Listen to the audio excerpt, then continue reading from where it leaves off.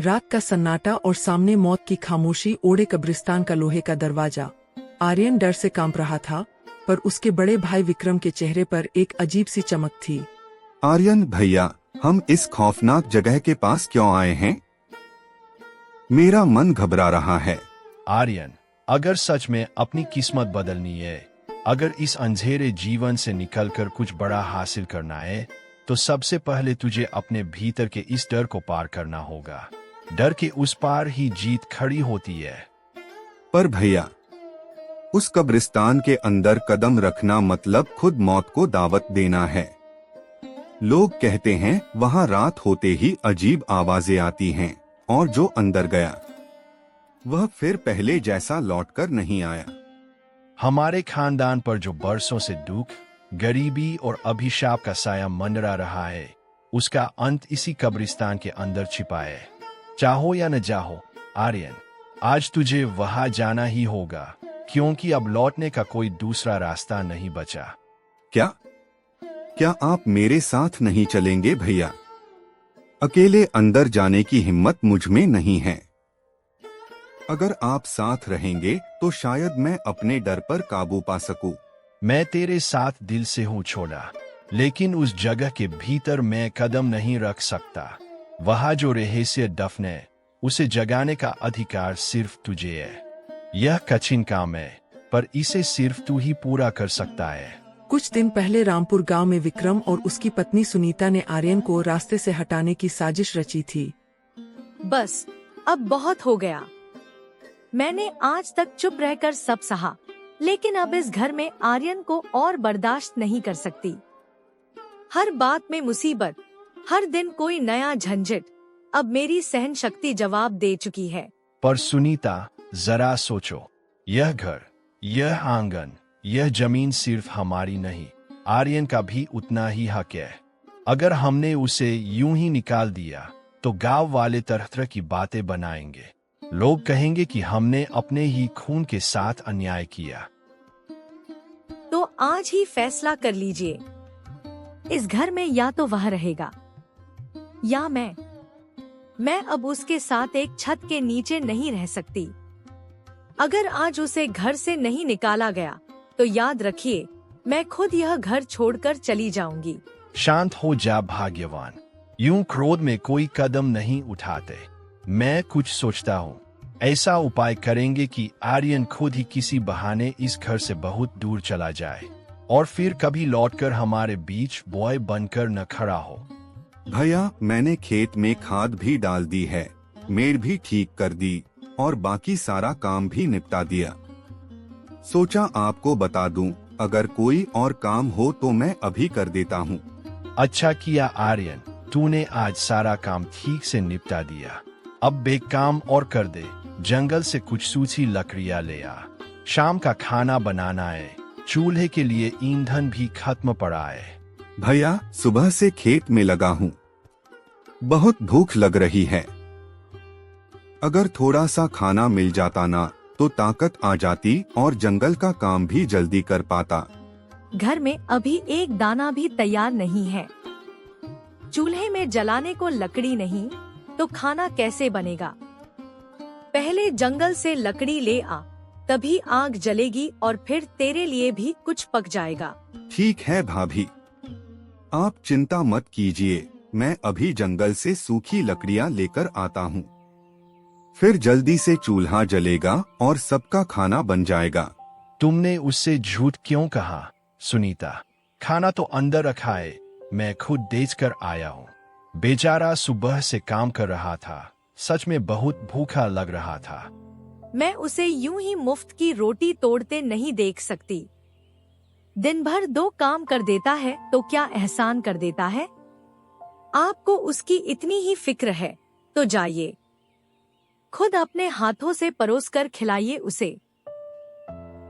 आर्यन जंगल की ओर गया। उधर विक्रम को अपनी योजना का सिरा मिल गया जब उसने 2 ग्रामीणों को बात करते सुना। अरे, तुम लोगों ने सरहद वाले उस पुराने कब्रिस्तान की कहानी नहीं सुनी क्या? कहते हैं जो भी वहां लगातार 2 दिन ठहरा, वह या तो पागल होकर लौटा या फिर उसकी लाश ही मिली। उस जगह में कुछ न कुछ अनहोनी जरूर है। हाँ भाई, बिल्कुल सही सुना है। लोग कहते हैं वहां एक माँ और उसकी बेटी की भटकती आत्माएं रहती है।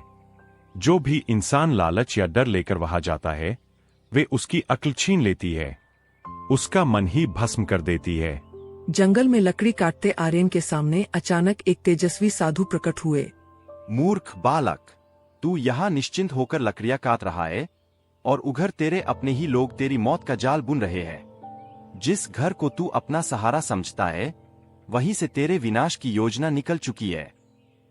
आप ये कैसी बातें कह रहे हैं महाराज? मेरे भैया भाभी भला मेरा बुरा क्यों चाहेंगे? उन्होंने ही तो मुझे माँ बाप की कमी महसूस नहीं होने दी। वे मेरा बहुत ख्याल रखते हैं। जिन्हें तू आज अपना भगवान समझकर पूज रहा है, वही तुझे एक दिन श्मशान की राह दिखाएंगे। अंधा विश्वास सबसे बड़ा विष होता है। पुत्र, अब भी समय है, उनके मोह को त्याग दे, नहीं तो पछतावे का अवसर भी नहीं बचेगा। नहीं महाराज, मैं यह बात नहीं मान सकता।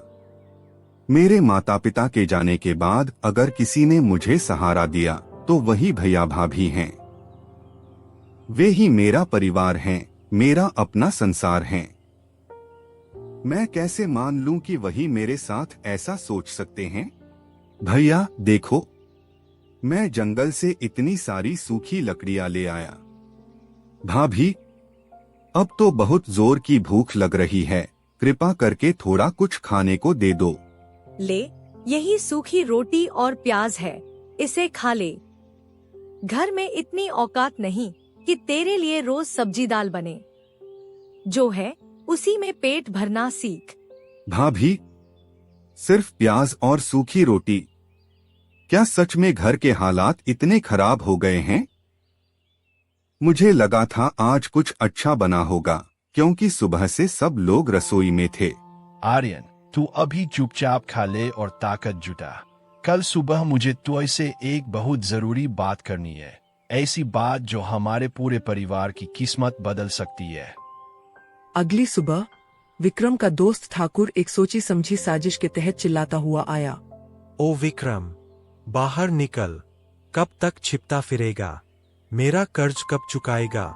ब्याज पर ब्याज चढ़ता जा रहा है और तू अब भी बहाने बना रहा है। ठाकुर साहब, दया कीजिए, बस थोड़ी सी और मोहलत दे दीजिए। इस बार फसल बिल्कुल अच्छी नहीं हुई, ऊपर से घर के खर्चे अलग है। मैं आपका पैसा मारना नहीं चाहता, बस थोड़ा समय मिल जाए तो सब चुका दूंगा। ठीक है विक्रम, मैं तुझे पूरे 2 दिन का वक्त देता हूँ, लेकिन अगर तब तक मेरा कर्ज नहीं चुका तो याद रख, अपनी पत्नी को मेरी हवेली पर काम करने भेज देना, फिर उसी की मेहनत से हिसाब बराबर होगा। नहीं ठाकुर, मेरी भाभी इस घर की इज्जत हैं, वह कहीं नहीं जाएंगी। आपका एक एक पैसा मैं चुका दूंगा, चाहे मुझे अपनी जान खपा देनी पड़े, मजदूरी करनी पड़े या रात दिन एक करना पड़े, लेकिन इस घर की औरत पर आंच नहीं आने दूंगा। आर्यन, मैं सचमुच हार गया हूँ। कर्ज, तानों और बेइज्जती ने मेरी कमर तोड़ दी है। अब मुझे कोई रास्ता नहीं दिखता। लगता है मेरे लिए मर जाना ही बेहतर है, ताकि कम से कम तुम लोगों को मेरी वजह से यह अपमान सहना पड़े। भैया, आप ऐसे हिम्मत मत हारिए। हर अंधेरे के बाद उजाला आता है। भगवान ने मुसीबत दी है तो निकलने का रास्ता भी जरूर रखा होगा। आप बस बताइए क्या किया जाए। मैं आपके लिए कुछ भी करने को तैयार हूँ। एक गुप्तचर ने मुझे खबर दी है कि पुराने राजा का बेशकीमती खजाना सरहद वाले उसी पुराने कब्रिस्तान के नीचे गड़ा हुआ है। सोना, चांदी, अशरफिया, इतना धन कि हमारा सारा कर्ज ही नहीं, आने वाली 7 पीढ़ियां भी सुख से जी ले। हाँ आर्यन, अगर तू वह खजाना ले आए ना, तो सिर्फ हमारा कर्ज ही नहीं उतरेगा, इस घर की इज्जत भी बच जाएगी। मैं तेरे सामने हाथ जोड़ती हूँ। तू ही अब इस परिवार की आखिरी उम्मीद है। आप लोग बिल्कुल चिंता मत कीजिए। अगर मेरी वजह से इस घर की इज्जत बच सकती है, अगर भैया का सिर फिर से ऊंचा हो सकता है तो मैं आज ही उस कब्रिस्तान में जाऊंगा, चाहे वहाँ कितना भी खतरा क्यों न हो। आर्यन कब्रिस्तान पहुंचा। वहां उसे एक सुंदर लड़की रोती हुई मिली। तुम कौन हो बहन? इस सुनसान और डरावनी जगह पर अकेली क्यों बैठी रो रही हो? क्या तुम्हें किसी ने सताया है? डरो मत, मैं तुम्हारी मदद करने की कोशिश करूंगा। मेरा नाम ईशा है। मेरे पिता इसी मिट्टी में दफन है। मैं हर रात यहाँ आकर उनसे बात करती हूँ, क्योंकि इस दुनिया में अब मेरा अपना कहने वाला कोई नहीं बचा। मैं बिल्कुल अकेली हूँ। तुम इतना दुख मत करो ईशा। इंसान खून से ही नहीं, दिल से भी रिश्ते बना सकता है। अगर तुम्हें मंजूर हो तो आज से मैं तुम्हारा भाई बन सकता हूँ। जब तक मैं हूँ तुम्हें अकेला महसूस नहीं होने दूंगा। क्या सच में तुम मुझे अपना मानोगे? तो क्या तुम मुझे अपने घर ले चलोगे? मैं इस वीरान कब्रिस्तान और अकेलेपन से बहुत डरती हूँ। क्या तुम्हारे घर में मेरे लिए थोड़ी सी जगह होगी? हाँ, क्यों नहीं। मेरे भैया भाभी बहुत अच्छे हैं, वे तुम्हें खुशी खुशी अपना लेंगे। हमारे घर में प्यार भले कम हो पर दिल में अपनापन है। तुम्हें अब अकेले रोना नहीं पड़ेगा। बेटा, अगर तू मेरी बेटी को अपने साथ ले जाना चाहता है तो पहले मेरी एक बात ध्यान से सुन ले। आप इसकी माँ हैं? फिर आपने इसे इस सुनसान कब्रिस्तान में अकेला क्यों छोड़ दिया? कोई माँ अपनी बेटी को यूं वीराने में रोने के लिए कैसे छोड़ सकती है?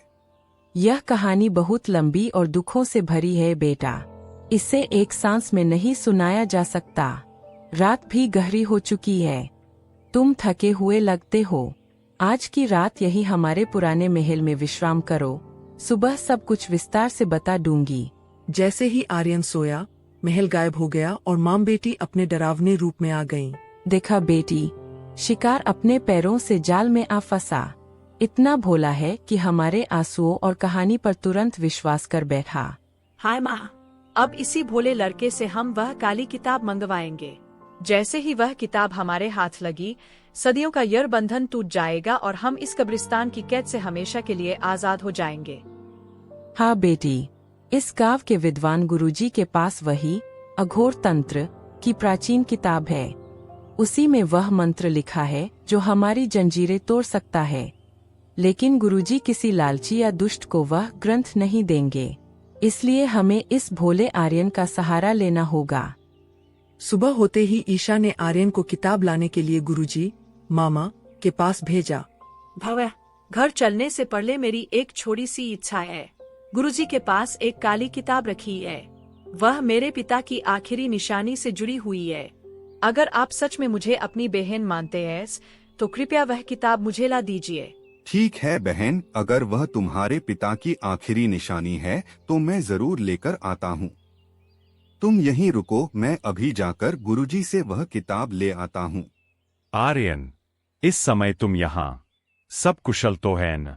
इस तरह आधी रात को गुरु के आश्रम तक आने का कोई कारण तो होगा। हाँ बाबा, बस आपकी मदद चाहिए थी। कुछ पुरानी किताबें व्यवस्थित करनी हैं और शायद उसी में से कुछ ढूंढने में आपकी सहायता चाहिए। ठीक है, तुम यहाँ बैठकर काम संभालो। मैं अभी थोड़ी देर के लिए ठाकुर के पास जा रहा हूँ, कुछ जरूरी बात करनी है। जब तक मैं न आऊं, यहाँ कुछ भी बिना पूछे मत छेड़ना। मिल गई काली किताब। अब ईशा खुश हो जाएगी। बस इसे ले जाकर दे दूं, फिर हम दोनों घर चलेंगे। आर्यन किताब लेकर कब्रिस्तान की ओर भागा, पर गुरुजी ने उसे रास्ते में ही रोक लिया। रुक जा आर्यन, यह तू क्या कर रहा है? बिना समझे जिस चीज को तू किताब समझकर ले जा रहा है, वह कोई साधारण ग्रंथ नहीं है। यह तुझे और दूसरों को विनाश की ओर ले जा सकती है। मामा, यह किताब मैं किसी गलत काम के लिए नहीं ले जा रहा। यह मेरी नई बहन ईशा के लिए है। उसने मुझसे मदद मांगी है और मैं उसे अकेला नहीं छोड़ सकता। आर्यन, रुक जा। तू जिसे इंसान समझ रहा है, वह साधारण लड़की नहीं है, वह भटकती आत्मा है। और यह काली किताब उसके हाथ लग गई तो वह शक्तियों को और विकृत कर देगी, और तब इस पूरे क्षेत्र को भारी विनाश से कोई नहीं बचा पाएगा। गुरुजी, अब बीच में मत आइए। यह जो किताब है, इसे हमें दे दीजिए। आपने हमें वर्षों से इस बंधन में जकड़ कर रखा है। अब हमारी मुक्ति का समय आ चुका है। तुम दोनों, तुम तो कल उस सुंदर महल में थीं, और अब यहाँ। यह कैसे हो सकता है? मैं समझ नहीं पा रहा सच क्या है और यह सब क्या हो रहा है। वो सब एक मायाजाल था। आर्यन, तुम्हें समझने में देर हो गई। अब वह किताब हमें दे दो। यह सिर्फ एक साधारण ग्रंथ नहीं है। इसके बिना हम इस बंधन से कभी मुक्त नहीं हो सकते। कभी नहीं। ओम ह्रीं क्ली चामुंडाय विच्चे। नहीं, यह पवित्र शक्ति, यह अग्नि हमें जला रही है। यह बंधन टूट रहा है, लेकिन हम इतनी आसानी से खत्म नहीं होंगे। आत्माओं के भागने के बाद गुरुजी ने आर्यन को उसके भाई की सच्चाई बताई। मामा, भैया ने तो कहा था कि वहाँ खजाना है, हमारे घर की सारी मुश्किलों का हल। क्या वो भी झूठ था, या मैं फिर किसी चाल में फंस गया? आर्यन, तेरा सच अब तुझे स्वीकार करना होगा। तेरे भैया भाभी ने तुझे मदद के बहाने नहीं, बल्कि जानबूझकर उस खतरनाक जगह भेजा था। और यह भी सच है कि तेरे माता पिता पीछे बहुत धन और संपत्ति छोड़ गए थे, जिस पर अब सबकी नजर थी। नहीं, ये सच नहीं हो सकता। मेरे भैया ऐसा कभी नहीं कर सकते। उन्होंने हमेशा मेरी रक्षा की है। वो मुझे मरने के लिए क्यों भेजेंगे? चल मेरे साथ, आर्यन। अब सिर्फ सुनने या मानने से कुछ नहीं होगा। अपनी आंखों से सच देखना पड़ेगा कि कौन तेरा अपना है और कौन सिर्फ चेहरे के पीछे छिपा हुआ सच। गुरुजी और आर्यन छिपकर विक्रम और सुनीता की बातें सुनने लगे। सुनीता, अब तो आर्यन वापस नहीं आएगा। उसने खुद को बहुत बड़े खतरे में डाल दिया है, और मुझे नहीं लगता वह उस जगह से सही सलामत लौट पाएगा। अच्छा ही हुआ, अब सब खत्म। सारी जमीन, गहने और यह बड़ा घर सब हमारे हाथ में आ गया। ठाकुर को भी उसका हिस्सा दे दिया है। अब वह भी चुप रहेगा। अब कोई सबूत नहीं बचा। सुनीता, सब कुछ हमारे हिसाब से हो गया है। सबूत मैं हूँ भैया। तुमने सोचा था मैं वापस नहीं आऊंगा, लेकिन सच को खत्म नहीं किया जा सकता। मैं सब सुन चुका हूँ और सब देख भी लिया है। आर्यन, तू जिंदा है। विक्रम, यह कैसे हो सकता है? तू तो उस कब्रिस्तान में। आपने चंद रुपयों के लिए मुझे मौत के मुंह में धकेल दिया, जिसे मैं अपना भाई समझता रहा। उसने ही मेरी जान की कीमत लगा दी। यह सब तुम्हारा ही है आर्यन।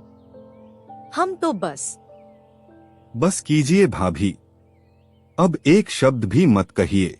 विक्रम, तेरी बहन की असली वसीयत मेरे पास सुरक्षित है, जिसे तुमने अब तक छिपा कर रखा था। उसके अनुसार इस पूरी संपत्ति और घर जमीन का असली उत्तराधिकारी आर्यन ही है, क्योंकि वही उसके माता पिता की सच्ची विरासत का हकदार है। मामा जी, मुझे माफ कर दीजिए। मैं लालच में अंधा हो गया था। मैंने जो किया वह गलत था। मैंने आर्यन के साथ बहुत बड़ा अन्याय किया है।